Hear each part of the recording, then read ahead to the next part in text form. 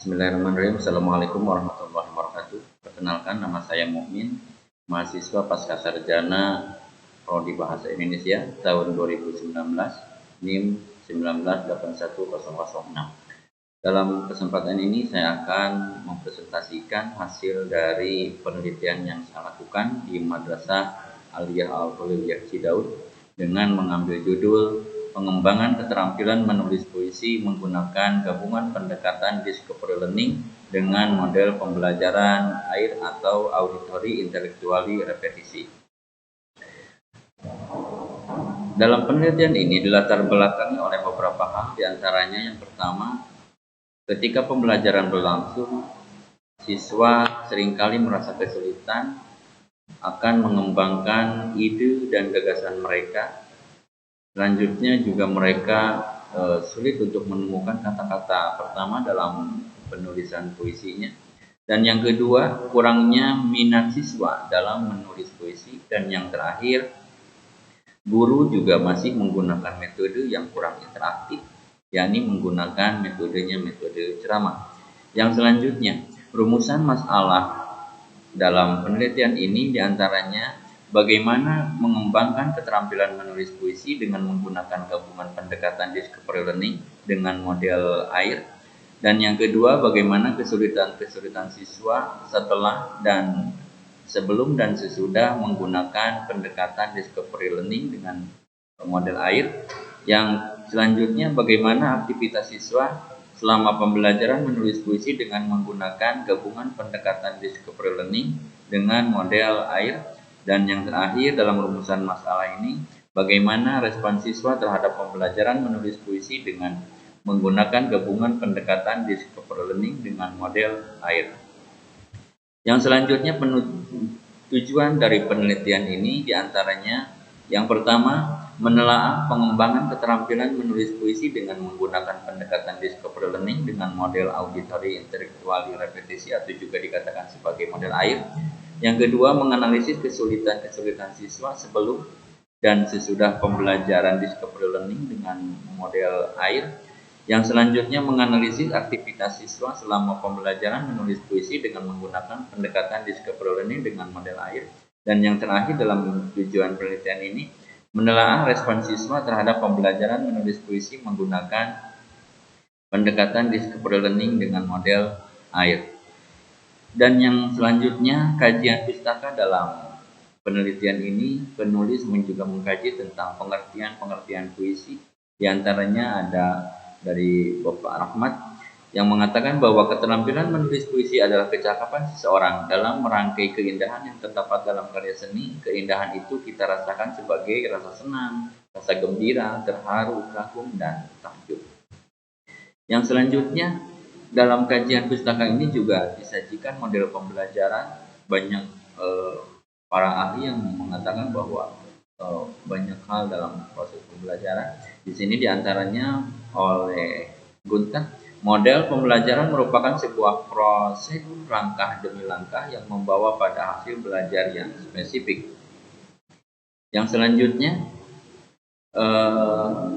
dikaji tentang langkah-langkah model pembelajaran. Di antaranya dalam model AIR, peserta didik dikelompokkan menjadi beberapa kelompok yang bersifat heterogen. Guru membagikan lembar kerja peserta didik atau LKPD. Guru mengarahkan dan memberi petunjuk cara penyelesaian konsep yang ada di LKPD. Yang selanjutnya, secara berpasangan peserta didik tampil di depan berbagi ide. Yang selanjutnya, peserta didik mengerjakan lembar permasalahan secara individu dengan cara mengajukan pertanyaan. Dan yang selanjutnya juga diskusi kelompok, berbicara, mengumpulkan informasi, membuat model, mengemukakan gagasan untuk memecahkan permasalahan yang diajukan. Wakil dari setiap kelompok tampil di depan kelas untuk mempresentasikan hasil kerja kelompok. Dan yang selanjutnya, seorang peserta didik, wakil dari kelompok, akan menyimpulkannya. Dan yang terakhir, kegiatan penutup peserta didik diberi dengan kuis atau juga dikatakan sebagai repetisi. Dan di sini juga disajikan kelebihan dan kekurangan dari model pembelajaran AIR. Ada kelebihannya, di antaranya melatih pendengaran dan keberanian peserta didik untuk mengungkapkan pendapatnya. Sementara untuk kekurangannya, di sini dalam pembelajaran air, model pembelajaran ini terdapat 3 aspek yang harus diintegrasikan, yakni auditori, intelektuali, dan repetisi, sehingga secara sekilas pembelajaran ini membutuhkan waktu yang begitu lama. Dan yang selanjutnya ada pendekatan discovery learning. Di sini pendekatan discovery learning adalah proses mental di mana siswa mampu mengasimilasikan suatu konsep atau prinsip. Proses mental yang dimaksud adalah mengamati, mencerna, mengerti, menggolongkan, membuat dugaan, menjelaskan, mengukur, membuat kesimpulan, dan sebagainya. Yang selanjutnya, metode dan prosedur penelitian. Metode penelitian yang digunakan dalam penelitian ini menggunakan metodenya metode R&D, Research and Development. Yang selanjutnya, subjek penelitian. Subjek dalam penelitian ini adalah siswa kelas 10 Madrasah Aliyah Al-Huliliyah yang berada di Cidaud. Yang selanjutnya, ada instrumen penelitian. Instrumen penelitian ini terdiri dari butir soal, angket, dan RPP. Yang poin D, prosedur penelitian. Prosedur penelitian terdiri dari beberapa langkah, di antara yang pertama ada potensi dan masalah, yang kedua ada pengumpulan data, yang ketiga ada desain produk, yang keempat ada validasi desain, yang kelima ada revisi desain, yang keenam ada uji coba produk terbatas, yang ketujuh ada revisi produk, yang kedelapan ada uji coba pemakaian produk luas, yang sembilan ada revisi produk, dan yang terakhir ada uji coba produk. Yang selanjutnya ada pengelolaan data. Pengelolaan data atau pengolahan data ini dilakukan dengan beberapa langkah, di antaranya yang pertama memilih bidang atau topik kajian atau juga judul penelitian. Yang kedua melakukan kegiatan penelitian, dan yang terakhir menganalisis informasi. Dalam artian memahami makna dari informasi-informasi yang didapatkan.